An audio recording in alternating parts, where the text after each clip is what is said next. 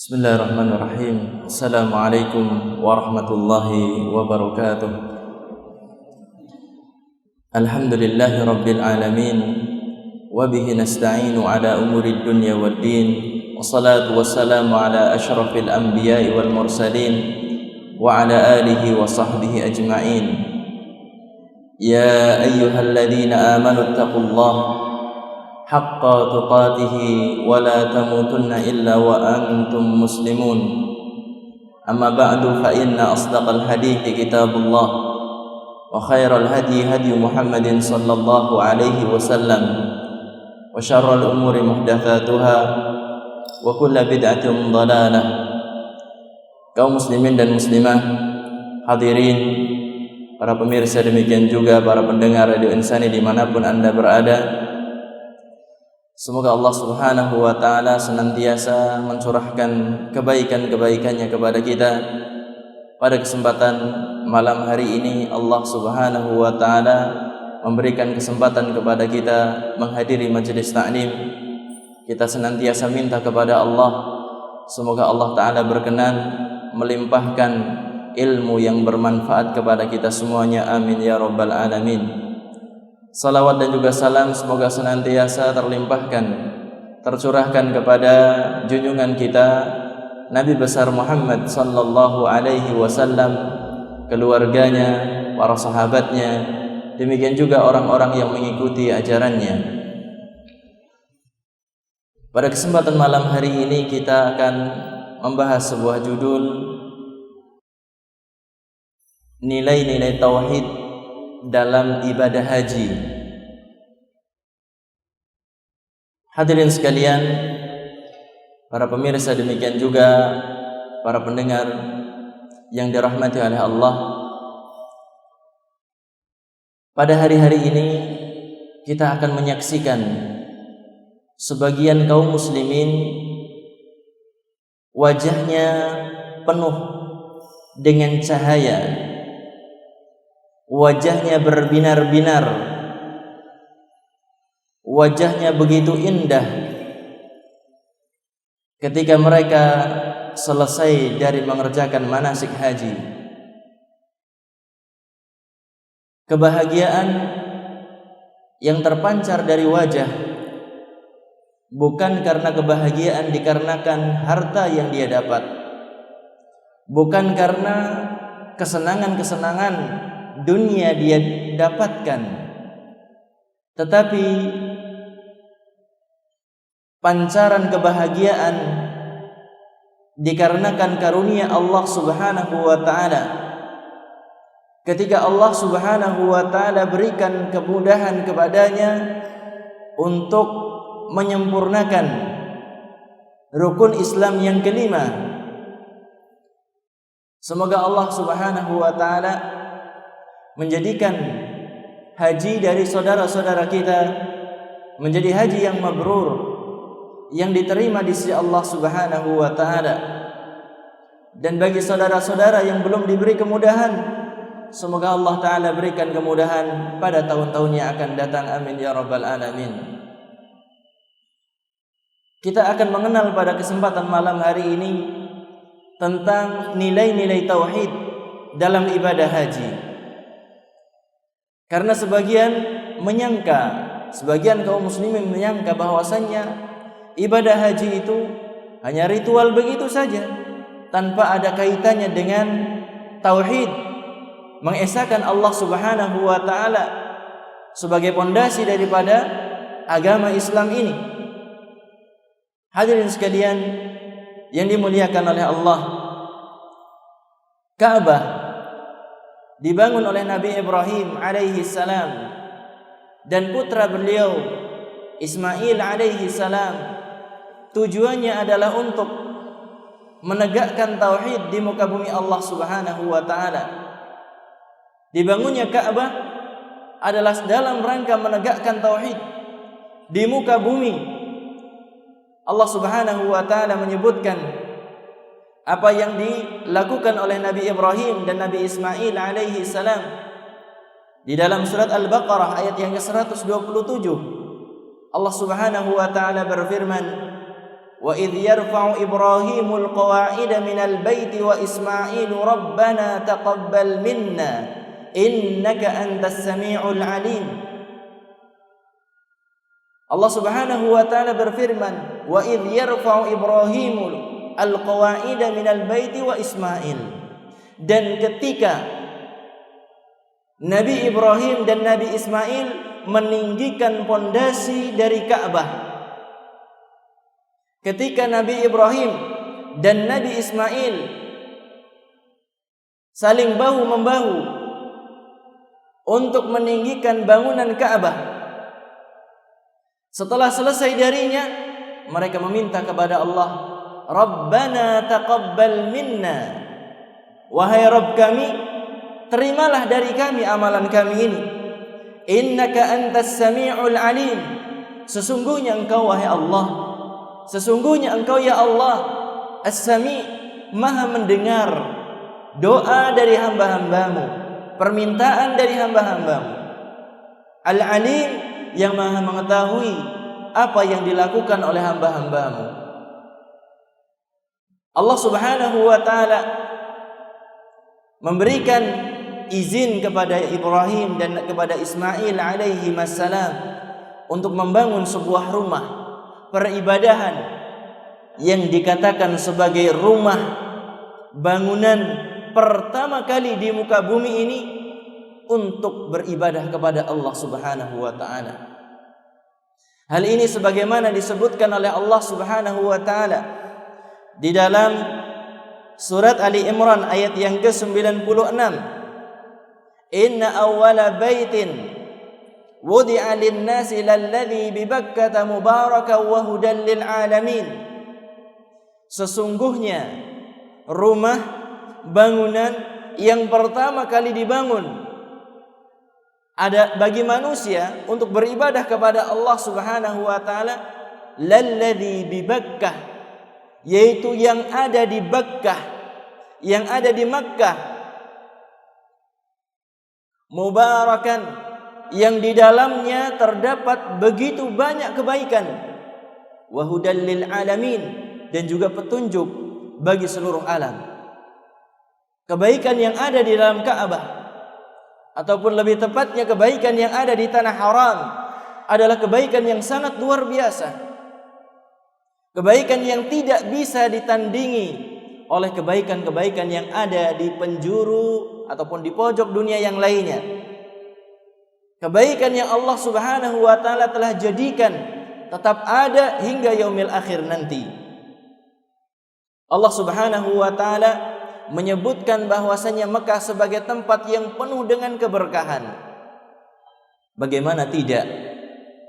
Salat di Masjidil Haram pahalanya sangat besar sekali. Berapa kali lipat? 100.000 kali lipatnya salat di tempat lain. 2 rakaat di sini dengan 2 rakaat di sana beda atau sama? Beda tentunya. 100.000 kalinya pahalanya di sisi Allah Subhanahu wa taala. Ini adalah contoh di antara keberkahan yang ada di dalam Masjidil Haram. Nabi kita Muhammad sallallahu alaihi wasallam menyebutkan sebagaimana di dalam hadis yang di dalam riwayat Ahmad dan juga Ibnu Majah, salatun fi Masjidil Haram afdalu min mi'ati alfi salatin fi ma siwahu. Salat di dalam Masjidil Haram adalah lebih baik 100.000 kalinya jika dibandingkan dengan salat di tempat yang lainnya. Bagaimana tidak berbahagia seorang muslim ketika diberikan kesempatan oleh Allah Subhanahu wa taala untuk salat di Masjidil Haram. Bisa langsung menyaksikan Ka'bah, bisa langsung meminum air Zam-Zam setelah selesai dari salat, yang di dalamnya terdapat begitu banyak kebaikan. Kebaikan yang Allah Subhanahu wa taala jadikan dan tetap ada hingga yaumil akhir. Hadirin sekalian yang dimuliakan oleh Allah, setelah Allah Subhanahu wa taala menyebutkan bahwasannya Makkah adalah tempat yang penuh dengan keberkahan, Allah taala menyebutkan hudal lil alamin. Demikian juga sebagai petunjuk bagi seluruh alam semesta ini. Pada ayat yang setelahnya, ayat yang ke-97 di surat Ali Imran, Allah taala menyebutkan fihi ayatum bayyinatum maqamu Ibrahim wa man dakhalahu kana amina. Allah Subhanahu wa taala menyebutkan fihi, di Makkah ini, di Masjidil Haram ini ada ayatum bayyinat, ada tanda-tanda yang sangat jelas sekali. Apa di antara tanda-tandanya? Maqamu Ibrahim, maqam Ibrahim. Maqam Ibrahim bukan kuburan Nabi Ibrahim. Sebagian orang salah memahami, katanya di dalam Islam tidak boleh membangun kuburan di dalam masjid ataupun masjid di atas kuburan. Tetapi ternyata di Masjidil Haram ada maqam Ibrahim. Bagaimana ini katanya? Yang dinamakan dengan maqam Ibrahim dijelaskan oleh para ulama adalah batu di mana Nabi Ibrahim berpijak kepadanya ketika membangun Ka'bah. Dan sampai sekarang ini masih ada. Dahulunya maqam Ibrahim itu menempel kepada Ka'bah. Kemudian di zaman Umar bin Khattab radhiyallahu taala anhu dijauhkan dari sisi Ka'bah dan disetujui oleh para sahabat yang lain. Dan sampai zaman kita sekarang ini maqam Ibrahim masih ada terletak dan sebagai sesuatu yang tidak mungkin bisa disingkirkan lagi dari sisi Ka'bah.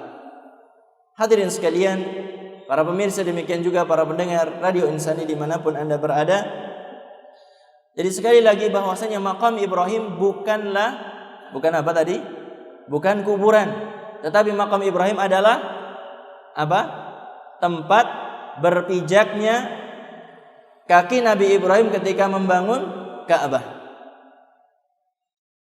Di dalamnya terdapat tanda yang sangat jelas, yaitu apa? Maqam Ibrahim. Wa man dakhalahu kana amina. Dan barang siapa yang masuk ke dalam Masjidil Haram, dia akan mendapatkan keamanan yang sangat luar biasa. Mendapatkan keamanan dari Allah Subhanahu wa taala yang luar biasa. Tidak sebagaimana keamanan di tempat-tempat yang lain. Keamanan yang ada di Makkah ini adalah pengkabulan dari doa Nabi Ibrahim kepada Allah Subhanahu wa taala, yang Allah Subhanahu wa taala menyebutkan dalam dua tempat doa Nabi Ibrahim meminta kepada Allah agar dijadikan Makkah ini sebagai tempat yang penuh dengan keamanan. Yang pertama, Allah Ta'ala berfirman di dalam surat Al-Baqarah ayat yang ke-126. Wa idh qala Ibrahim Rabbi ja'al hadha baladan amina, ila akhir al-ayah. Dan ketika Ibrahim berdoa meminta kepada Allah, jadikanlah negeri ini negeri yang aman, negeri yang damai, negeri yang tentram. Warzuq ahlahu minat thamarat, dan berikanlah rizki para penduduknya dari buah-buahan, sampai akhir ayat. Pada ayat yang lain di dalam surat Ibrahim ayat yang ke-35, Ibrahim ayat yang ke-35, Allah Ta'ala menyebutkan wa idh qala Ibrahim Rabbi ja'al hadzal balada amina wajnubni wa baniya an na'budal asnam. Dan ketika Ibrahim berdoa kepada Allah, Rabbi ja'al hadza baladan amina, jadikanlah negeri ini sebagai negeri yang aman. Kemudian setelah meminta kepada Allah untuk menjadikan Makkah ini sebagai negeri yang aman, Nabi Ibrahim meminta kepada Allah, wajnubni, jauhkanlah aku, wa baniya, dan anak keturunanku, an na'budal asnam, dari beribadah kepada berhala. Nabi Ibrahim sebagai Khalilur Rahman, kekasih Allah Subhanahu wa taala, masih takut terjerumus ke dalam syirik. Dan ini merupakan bukti nyata bahwasannya semakin tinggi tauhid seorang hamba, itu semakin takut terjerumus ke dalam kesyirikan. Bukan kebalikannya, semakin rajin ngaji, semakin faham terhadap tauhid, semakin santai. Tidak. Sebagaimana Nabi Ibrahim semakin tinggi keimanannya, beliau semakin takut juga terjerumus ke dalam kesyirikan. Demikian juga Nabi Muhammad sallallahu alaihi wasallam. Beliau mengajarkan kepada kita doa-doa agar tidak terjerumus ke dalam kesyirikan. Hadirin sekalian yang dimuliakan oleh Allah, di antara contoh nyata bahwasannya Mekkah adalah negeri yang aman, negeri yang damai, adalah ketika Allah Subhanahu wa taala menyelamatkan Ka'bah dari serangan siapa? Abraha. Diselamatkan oleh Allah Subhanahu wa taala. Apa yang dikatakan oleh kakek Nabi Muhammad sallallahu alaihi wasallam ketika mau diserang, ketika mau diserbu oleh Abraha? Apa yang dikatakan? Pengajiannya sudah kan di sini? Apa yang dia katakan? Aku hanya pemilik unta saja. Ka'bah ini ada yang memiliki, Allah yang akan menjaganya. Seperti itu ya, dikatakan seperti itu. Hadirin sekalian yang dimuliakan oleh Allah, inilah jaminan keamanan yang Allah Subhanahu wa taala berikan ke kota Makkah. Dan tidak ada satu tempat di dunia ini yang memiliki keamanan sebagaimana keamanan yang ada di dalam kota Makkah. Secanggih apapun sebuah kota, sehebat apapun kemajuan di satu negeri, tidak akan sanggup menandingi keamanan yang ada di kota Makkah. Kenapa sebabnya? Yang menjamin adalah Allah Subhanahu wa taala. Kalau di kota lain, kalau di negeri lain, yang memberikan jaminan keamanan itu siapa? Manusia. Manusia itu lemah. Sementara Allah Subhanahu wa taala adalah Maha Kuat. Kekokohan Ka'bah tidak tergerus oleh pergantian zaman. Generasi demi generasi saling mewariskan untuk menjaga Ka'bah ini. Telah terjadi renovasi beberapa kali Ka'bah, dan yang terakhir adalah yang dilakukan oleh orang-orang Quraisy di zaman Nabi sallallahu alaihi wasallam, yang hingga zaman kita sekarang ini masih tetap tegar, masih tetap tegak. Ini menunjukkan bahwasanya Allah Subhanahu wa taala menjadikan Ka'bah ini sebagai tempat yang istimewa dengan penjagaan Allah Subhanahu wa taala. Ada yang lebih menakjubkan lagi. Apa yang lebih menakjubkan dari Ka'bah ini? Kecintaan kaum muslimin kepada Ka'bah itu tidak akan sirna walaupun zaman itu senantiasa berganti. Iya atau tidak? Setiap muslim yang telah mengatakan asyhadu an la ilaha illallah memiliki kecintaan yang luar biasa kepada Ka'bah ini. Yang telah mengatakan kalimat syahadatain memiliki kecintaan yang tidak akan sirna terhadap Ka'bah ini. Kecintaannya bukan kepada zatnya, tetapi apa? Kecintaan karena Allah Ta'ala mengagungkan, memuliakan tempat ini.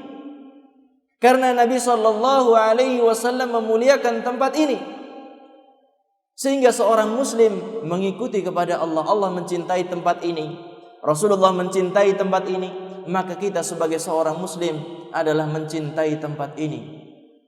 Hadirin sekalian yang dimuliakan oleh Allah, sampai zaman kita sekarang ini kita akan bisa menyaksikan orang-orang itu begitu mencintai kepada Ka'bah, cinta yang sangat luar biasa.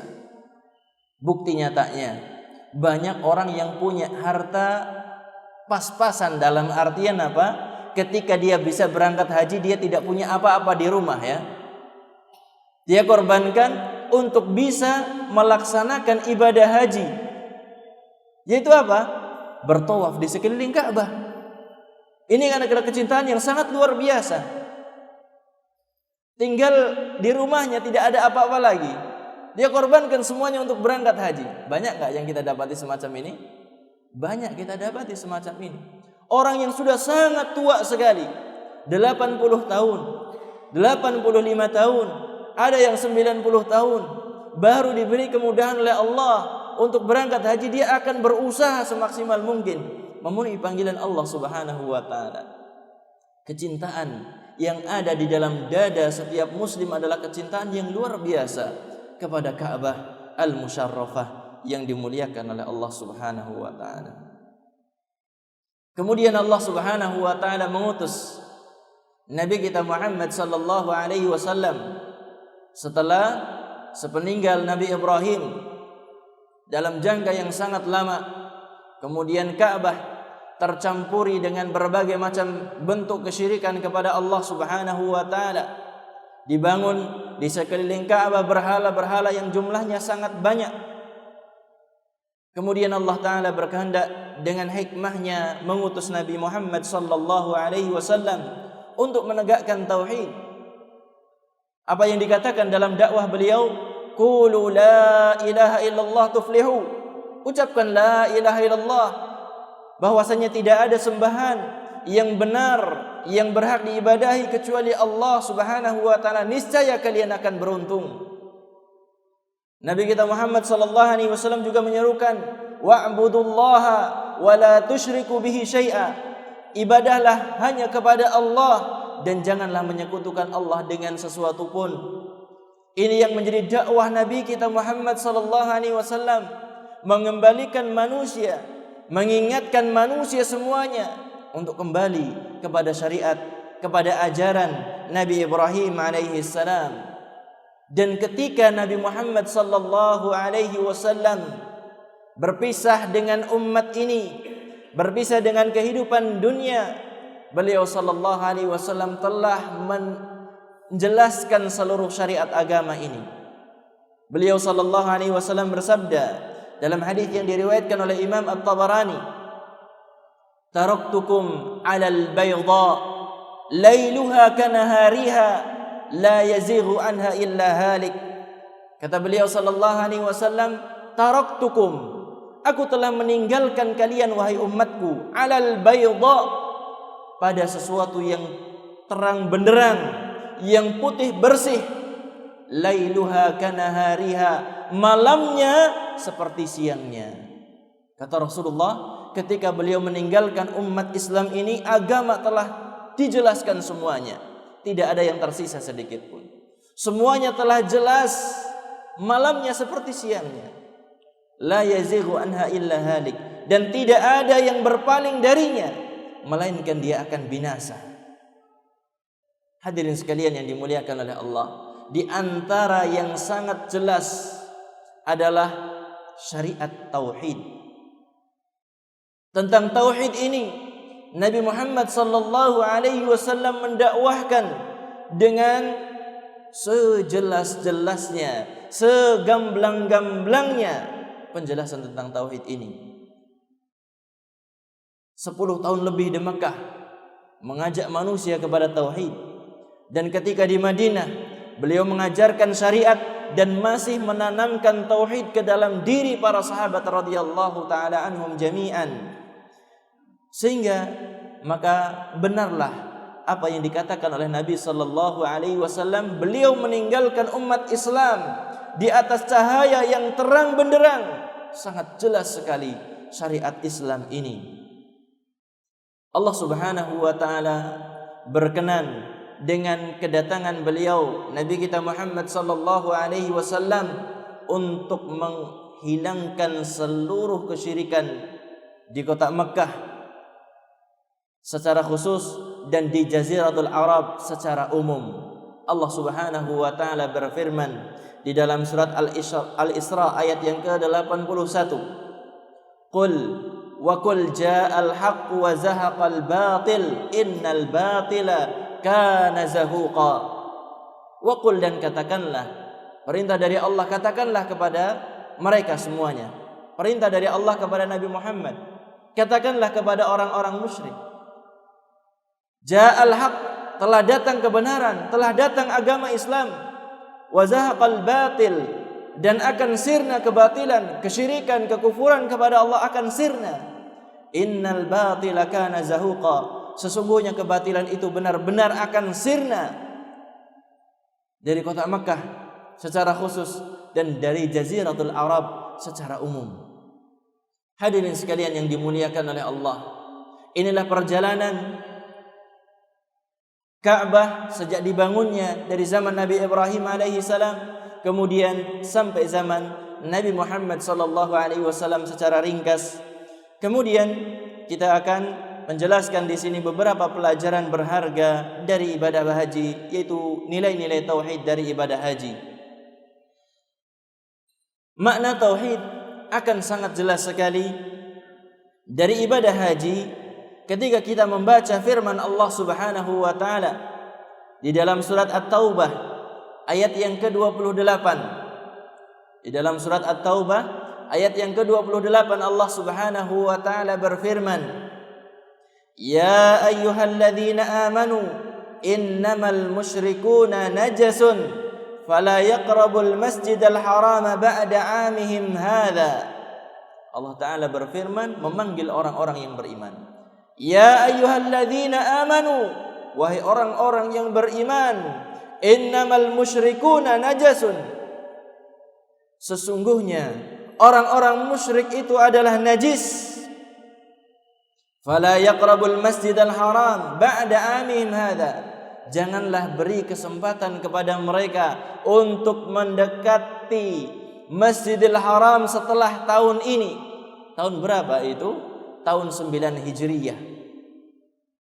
Halangi mereka orang-orang musyrik ketika hendak mendekati Masjidil Haram ini. Larang, cegah mereka dari mendekati masjid ini. Kenapa? Karena masjid ini adalah khusus. Bagi siapa? Bagi ahli tauhid, bagi orang-orang yang akidahnya lurus kepada Allah Subhanahu wa taala. Adapun orang musyrik, maka jauhkan mereka semuanya dari memakmurkan, dari mendekati masjid ini. Ini yang diumumkan oleh Allah Subhanahu wa taala, yang diperintahkan oleh Allah untuk disampaikan kepada seluruh manusia. Tidak diperkenankan orang musyrik untuk ikut serta memakmurkan Masjidil Haram. Ini pelajaran yang sangat jelas sekali. Kemudian yang kedua, Nabi kita Muhammad sallallahu alaihi wasallam pada tahun 9 Hijriyah, beliau sallallahu alaihi wasallam mengutus utusan untuk mengumumkan kepada manusia semuanya. Apa di antara yang diumumkan oleh Nabi Muhammad sallallahu alaihi wasallam adalah dua hal. Beliau sallallahu alaihi wasallam bersabda, "Alla yatufa bil baiti uryan wa alla yatufa ba'dal 'ami musyrik."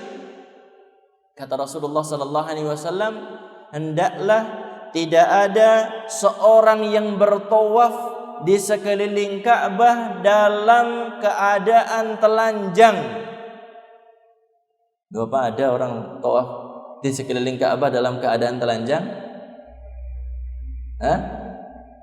Kapan itu terjadi? Ketika sebelumnya, pokoknya zaman jahiliyah. Sebelum itu semuanya mereka bertawaf di sekeliling Ka'bah dalam keadaan telanjang. Kenapa sebabnya mereka kok telanjang? Menghadap Allah kok tidak pakai baju sama sekali. Orang musyrik mereka lakukan ini. Ada yang tahu sebabnya? Kenapa? Kenapa sebabnya? Ada yang tahu? Mereka mengatakan bahwasannya pakaian yang mereka gunakan adalah pakaian yang telah bercampur dengan dosa. Mereka melakukan dosa ini dan itu. Kemudian apa? Mereka tidak mau menghadap Allah dengan pakaian yang telah terkena dosa sehingga dilepas.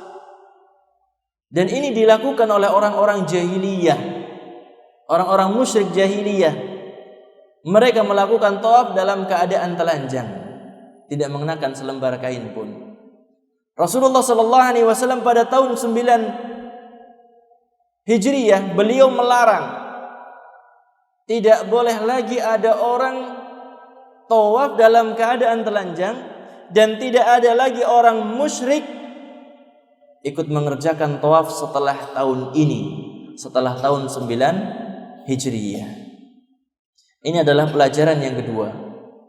Rasulullah melarang orang musyrik melakukan tawaf di sekeliling Ka'bah. Kemudian faidah ataupun nilai tauhid dalam ibadah haji yang selanjutnya adalah dalam kalimat talbiyah. Kalimat talbiyah, bagaimana bunyinya? Yang belum melaksanakannya insyaallah sudah pada hafal. Karena sering berulang sekali dalam pendengaran kita. Labbaik Allahumma labbaik, labbaik la syarika laka labbaik, innal hamda wan ni'mata laka wal mulk la syarika lak. Itu kalimat talbiyah yang dikumandangkan oleh lisan-lisan jamaah haji yang jumlahnya sangat banyak dan berkumpul pada satu tempat yang tidak ada satu ritual ibadah di agama selain Islam yang lebih banyak jumlahnya daripada ritual yang dilakukan oleh jamaah haji. Lafadznya sama, talbiyah, dan berkumpul di tempat yang sama ketika sedang melakukan wukuf di Padang Arafah. Apa artinya labbaik Allahumma labbaik? Ya Allah, aku penuhi panggilanmu. Labbaik la syarika laka labbaik. Aku penuhi panggilanmu, tidak ada sekutu bagimu ya Allah. Selain Allah, selain Engkau, tidak ada yang berhak untuk diibadahi. Aku penuhi panggilanmu ya Allah. Innal hamda, sesungguhnya seluruh pujian itu, wan ni'mata, sesungguhnya nikmat itu, laka, hanya milikmu ya Allah. Sesungguhnya segala pujian yang keluar dari lisan-lisan manusia, hamba-hamba Allah, semuanya adalah milikmu ya Allah. Sesungguhnya nikmat yang dirasakan oleh manusia semuanya juga adalah milikmu ya Allah. Wal mulk, demikian juga kekuasaan adalah mutlak di tanganmu ya Allah. La syarikalak, tidak ada sekutu bagimu ya Allah. Selain Engkau adalah makhluk. Selain Engkau tidak berhak untuk disembah, tidak berhak untuk diibadahi. Ini adalah syiar tauhid yang keluar dari lisan orang-orang yang mengerjakan ibadah haji. Hadirin sekalian, para pemirsa, demikian juga para pendengar dimanapun Anda berada, kita lanjutkan yang setelahnya.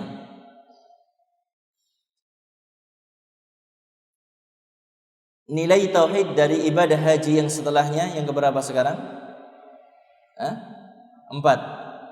2 rakaat setelah tawaf. Tawaf itu, sekali tawaf itu 7 kali putaran Ka'bah. Dimulai dari Hajar Aswad, kemudian berputar mengelilingi Ka'bah sekali, berakhir di Hajar Aswad, kemudian sampai 7 kali putaran. Setelah 7 kali putaran disyariatkan untuk mengerjakan salat 2 rakaat. Di mana dikerjakan salat ini? Di belakang maqam Ibrahim. Kalau gambarannya meja ini sebagai Ka'bahnya, sebelah sini adalah Hajar Aswad, sebelah sini ada maqam Ibrahim.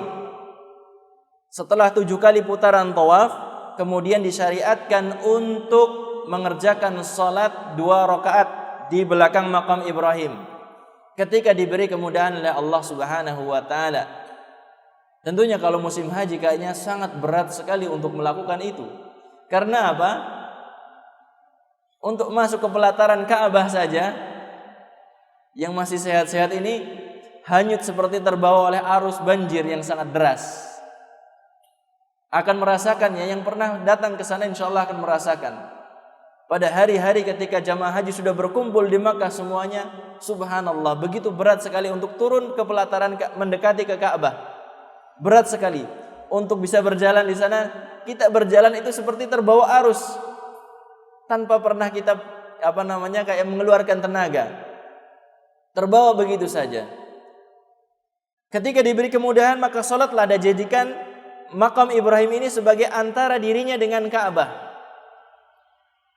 Kalau mampu, tetapi kalau tidak mampu, maka salatlah 2 rakaat dimanapun selama masih di dalam Masjidil Haram. Apa yang dibaca di dalam 2 rakaat ini? Pada rakaat pertama membaca Al-Fatihah. Rakaat pertama membaca Al-Fatihah dan Al-Kafirun. Rakaat yang kedua membaca Al-Fatihah dan Qul huwallahu ahad. Ada apa dengan surat Al-Kafirun ini? Surat Al-Kafirun adalah pengumuman dari setiap muslim bahwasannya agama kita adalah berlepas diri dari agama orang-orang kafir. Pengumuman dari setiap ahli tauhid bahwasannya ajarannya, akidahnya adalah beda dengan akidah orang-orang musyrik. Tegas-tegasan. Kami tidak beribadah kepada sesembahan kalian, dan kalian sekali-kali tidak beribadah kepada sembahan kami. Demikian juga pada surat Al-Ikhlas. Qul huwallahu ahad adalah pengumuman dari seorang muslim bahwasanya Allah Subhanahu wa taala adalah Maha Esa, Maha Tunggal dalam uluhiyahnya, dalam rububiyahnya, dalam nama dan juga dalam sifat-sifatnya. Hadirin sekalian yang dimuliakan oleh Allah, ini adalah syariat yang sangat agung. Tauhid di dalam ibadah haji. Kita lanjutkan yang setelahnya. Yang kelima, doa pada hari Arafah. Hari Arafah adalah hari yang paling mulia dalam 1 tahun, sehingga kebaikan-kebaikan begitu banyak di dalamnya, karena bertepatan dengan wukuf di Arafah. Kemudian Allah Subhanahu wa taala menjadikan Arafah ataupun wukuf di Arafah ini sebagai rukun terpenting dari ibadah haji. Nabi kita Muhammad sallallahu alaihi wasallam bersabda dalam hadis yang diriwayatkan oleh Imam At-Tirmidzi dan juga yang lainnya, beliau bersabda, khairud du'a du'a yaumi Arafah. Sebaik-baik doa adalah doa pada hari Arafah. Sebaik-baik doa adalah doa pada hari Arafah. Wa khairu ma qultu ana wan nabiyyuna min qabli. Dan sebaik-baik yang aku ucapkan dan juga para nabi yang sebelumku. Jadi ucapan yang terbaik dari Nabi Muhammad sallallahu alaihi wasallam dan sebaik-baik ucapan para nabi sebelum Nabi Muhammad sallallahu alaihi wasallam adalah la ilaha illallah wahdahu la syarikalah lahul mulku wa lahul hamdu wa huwa ala kulli syai'in qadir. La ilaha illallah, sebaik-baik yang diucapkan oleh Nabi Muhammad dan juga para nabi sebelumnya adalah kalimat la ilaha illallah, kalimatut tauhid. Wahdahu la syarikalah, tidak ada sekutu bagi Allah Subhanahu wa taala. Lahul mulku wa lahul hamdu, milik Allah semata kekuasaan, milik Allah semata seluruh pujian. Wa huwa ala kulli syai'in qadir, dan dialah Allah Subhanahu wa taala maha kuasa atas segala sesuatu. Syiar tauhid sangat nampak di dalam ibadah haji, sebagaimana yang telah kita sebutkan beberapa hal yang sangat jelas sekali tentang syiar dari tauhid di dalam ibadah haji, nilai-nilai tauhid dalam ibadah haji. Ada beberapa tadi yang kita sebutkan, 5. Kita ulangi. Yang pertama tadi apa? Allah Ta'ala melarang orang-orang musyrik masuk ke dalam Masjidil Haram. Melarang. Kemudian yang kedua, Nabi Muhammad sallallahu alaihi wasallam juga melarang orang-orang musyrik melakukan tawaf di sekeliling Ka'bah. Kemudian yang ketiga, kalimat talbiyah, kalimat tauhid yang sangat nampak sekali. Kemudian yang keempat, salat 2 rakaat, di mana seorang membaca di rakaat pertama Al-Fatihah dan Al-Kafirun, di rakaat kedua membaca Al-Fatihah dan al-ikhlas. Kemudian yang kelima yang dikatakan sebagai ucapan terbaik yang diucapkan oleh Nabi Muhammad sallallahu alaihi wasallam dan juga para nabi adalah la ilaha illallah wahdahu la syarikalah lahul mulku wa lahul hamdu wa huwa ala kulli syai'in qadir. Hadirin sekalian yang dimuliakan oleh Allah, inilah beberapa nilai-nilai tauhid yang bisa kita ambil dari ibadah haji. Semoga Allah Subhanahu wa taala menerima ibadah saudara-saudara kita, demikian juga memberikan kemudahan kepada kita semuanya yang mungkin belum pernah melaksanakan ibadah haji agar diberi kemudahan oleh Allah Subhanahu wa taala pada hari-hari yang akan datang. Tanamkan keinginan untuk berangkat haji. Jangan sampai kita menyerah.